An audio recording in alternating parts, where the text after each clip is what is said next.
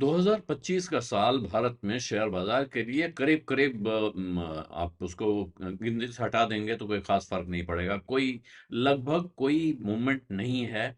बहुत कम शेयर बाजार में तेजी आई है। और इसको थोड़ी सभ्य भाषा में कहा जाता है कि बाजार कंसोलिडेट कर रहा है। तो इस साल बाजार कंसोलिडेशन मोड में रहा।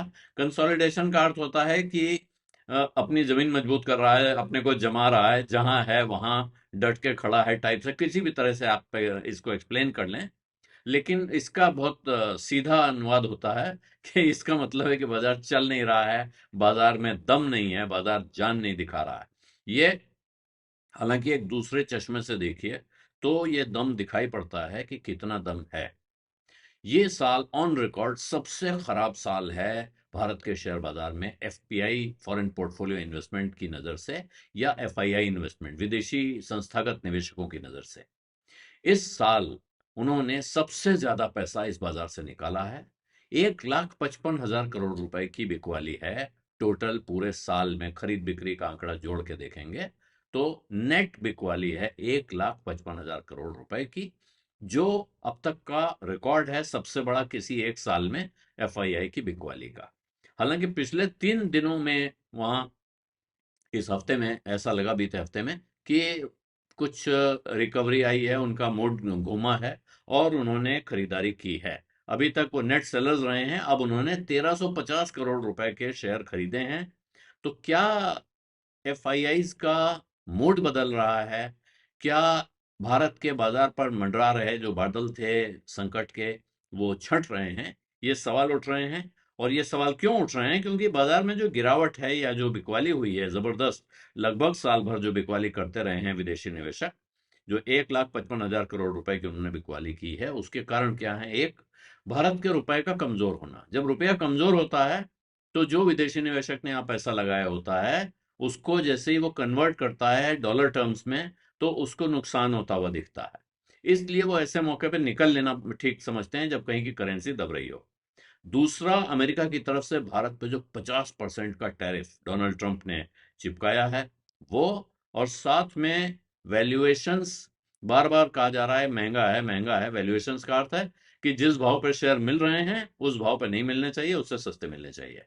और दूसरा है कि अर्निंग्स में स्लो डाउन दिख रहा है, जो कमाई की उम्मीद, स्लो डाउन का अर्थ यह नहीं है कि अर्निंग्स कम हो रही है, कमाई कम हो रही है कंपनियों की, लेकिन जैसी कमाई, जैसी आमदनी की उम्मीद की जा रही थी उसके मुकाबले कमजोर है।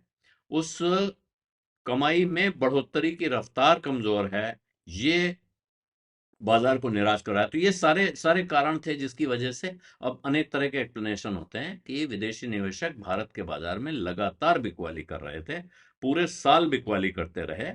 लेकिन अब ऐसा लग रहा है कि कुछ रुख पलटता हुआ दिख रहा है।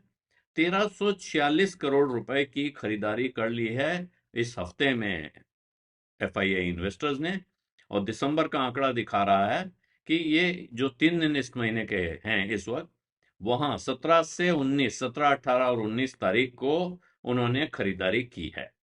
और ऐसे में अब क्या वजह हो सकती है? तो इस पे जानकार लोगों ने एनालिसिस की है कि एक, रुपए में दोबारा जो रिकवरी हो रही है, रुपया 90 के स्तर के ऊपर वापस जा रहा है। और ऊपर यहाँ उल्टा होता है, ध्यान दीजिए। रुपए में 90 से 89 होगा तो हम हिंदी की गिनती में कहेंगे कम हो रहा है, लेकिन जब डॉलर के सामने रखते हैं तो मजबूत हो रहा है। तो डॉलर, रुपया 91 के करीब पहुंच गया था, $1 91 का हो गया था, अब $1 90 से कम में मिल रहा है। इसका अर्थ है कि रुपया मजबूत हुआ है। तो ये जो मजबूती है, इसका एक ये बहुत महत्वपूर्ण भूमिका है इसकी, एफआईआई की वापसी में या एफआईआई के हृदय परिवर्तन में। रुपए के वापस मजबूत होने में की एक भूमिका साफ साफ दिखेगी, क्योंकि रुपया में रिकवरी हुई है डॉलर के सामने। और विदेशी निवेशक बिल्कुल साफ साफ वो देखते हैं कि हमें जब रुपया कमजोर होता है तो वो सोचते हैं यहाँ से निकल लें, जब रुपया मजबूत होता दिखता है तो उन्हें लगता है कि अब यहाँ हमारे डॉलर टर्म्स में रिटर्न्स बेहतर हो जाएंगे, हेजिंग की कॉस्ट कम हो जाएगी। और इसीलिए अगर हल्का फुल्का, अगर रुपए में थोड़ी भी मजबूती आती है, तो फिर वो बाजार में जो बड़े निवेशक हैं वो एक तरह से अपने टैक्टिक्स के तौर पे टैक्टिकल इनफ्लो बढ़ाते हैं, और उससे बाजार में एक उत्साह का माहौल बनता है। हालांकि ये इकलौता कारण नहीं हो सकता है कि विदेशी निवेशक लौट के आ रहे हैं।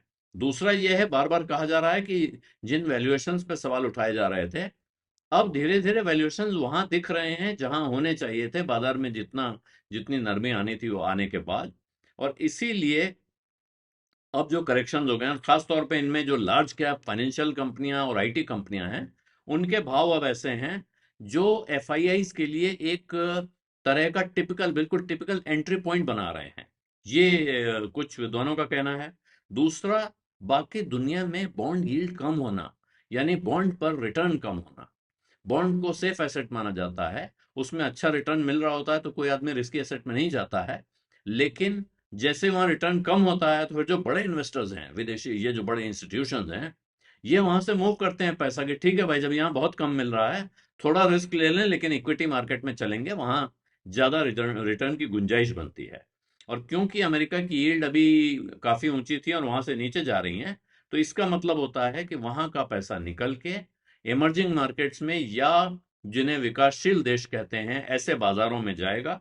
और इसकी वजह से उनमें फिर भारत का एक बड़ा वेट होता है। जब इमर्जिंग मार्केट में कोई चीज आती है तो उसमें भारत एक बड़ा कंटेंडर होता है उस पैसे के लिए।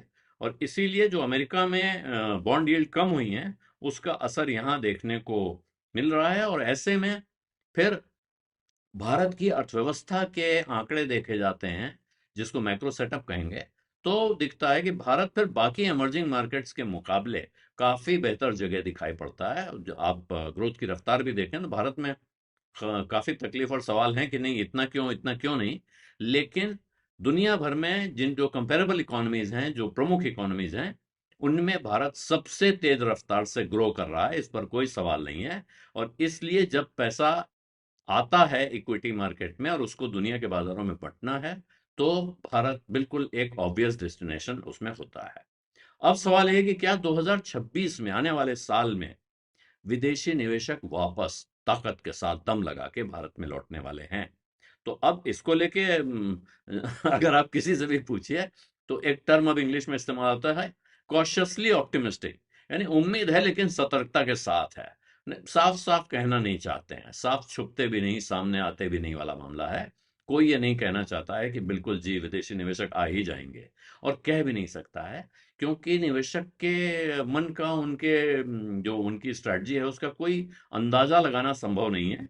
लेकिन ऐसा जरूर लग रहा है कि अब कुछ रिकवरी आएगी और वो थोड़ा बैलेंस्ड होगी। कोई एक डायरेक्शनल होना बड़ा मुश्किल है उसका। तो अगर बाकी दुनिया में रेट कमजोर होते हैं, यानी कि ब्याज दरें कम होती हैं, अमेरिकी डॉलर में कमजोरी आती है, जिसके आसार हैं खास तौर पे येन कैरी ट्रेड की रिवर्सल की वजह से। जापान की करेंसी अगर मजबूत होगी, जापान की तरफ पैसा जाएगा, तो जाहिर है फिर अमेरिकी डॉलर उतना दमदार नहीं रह जाएगा जितना है, कुछ वहां कमजोरी आएगी। और अगर अमेरिकी डॉलर में कमजोरी आती है तो भारत की तरफ फिर दुनिया भर से पैसे का बहाव बढ़ने की, फ्लो बढ़ने की उम्मीद की जानी चाहिए। और उसका एक कारण यह भी है कि भारत की जो स्ट्रक्चरल ग्रोथ स्टोरी है वो काफी मजबूत है। लेकिन इस सब के बावजूद बड़ी अच्छी कहानी है, इसको अगर आप तस्वीर पेंट करें तो बागों में बहार दिख रही है। लेकिन उसके बावजूद उतार चढ़ाव बना रहेगा, जानकारों का कहना है। और जो अच्छी कंपनियां हैं, बहुत हाई क्वालिटी कंपनियां हैं, जिनकी अर्निंग साफ साफ दिख रही है कि वो कितने समय तक कितनी कमाई कर सकती हैं, वहां तो पैसा लगेगा। जो इन्वेस्टर्स आएंगे, विदेशी निवेशक भी आएंगे, वो इस तरफ पैसा लगाएंगे। ये नहीं होगा कि हम इंडेक्स के सारे स्टॉक्स में पैसा लगाएंगे या भारत के पूरे बाजार पे पैसा लगाएंगे। सेलेक्टिव बाइंग हो सकती है, यही ज्यादातर जो जानकार हैं उनका मानना है। और अब 2025 जो विदेशी निवेश के मोर्चे पर सबसे खराब साल रहा है, उसके बाद जाहिर है यहां से और क्या खराब होगा, यहां से तस्वीर बेहतर ही होने की उम्मीद दिखाई पड़ रही है। बीज अड्डा में आज इतना ही। अब इजाजत दीजिए। धन्यवाद। नमस्कार।